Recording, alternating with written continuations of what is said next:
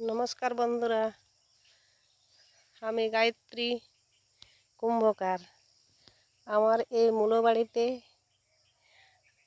মূলো লাগানোর দিন থেকে আজ 19 দিন হয়েছে। তার মধ্যে মূলো প্রায় হওয়ার মধ্যেই।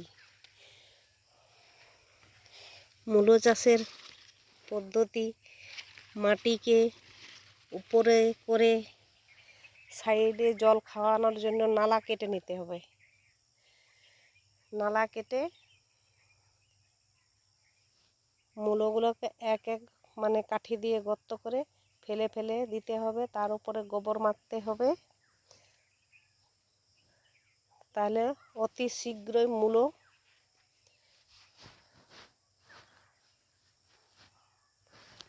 বসে যাবে। মূলোর শাকের রং খুব ভালো আছে।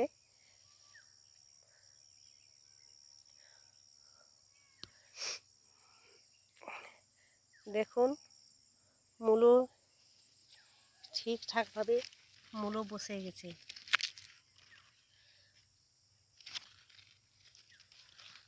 90% মূলো বসে গেছে, 10% মূলো সরু আছে। তো মোটা মূলোটা তুলে দিলেই পরে ছোট মূলোটা আবার ফাঁকা জায়গা পেলে মোটা হয়ে যাবে।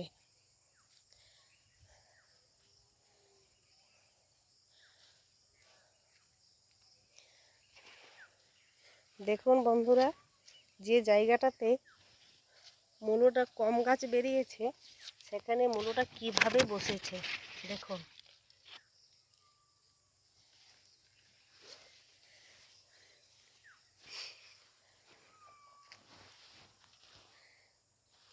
যেখানে ঘন ঘন পড়েছে বীজটা সেখানে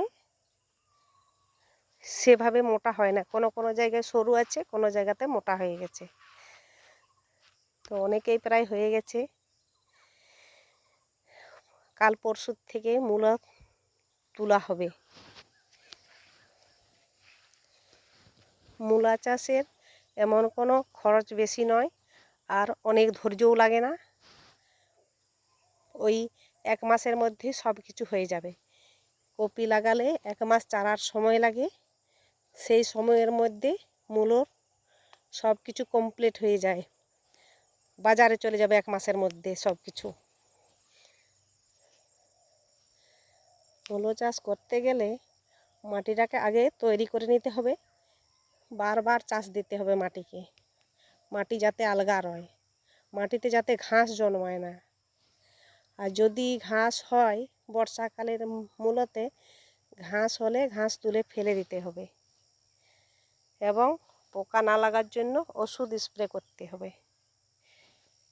নমস্কার বন্ধুরা, চ্যানেলটা যদি ভালো লাগে মূলো চাষ সম্বন্ধে, চ্যানেলটাকে সাবস্ক্রাইব করবেন এবং ফলো করবেন। আর পরবর্তী চাষ দেখার জন্য আপনারা সঙ্গে থাকবেন। নমস্কার বন্ধু।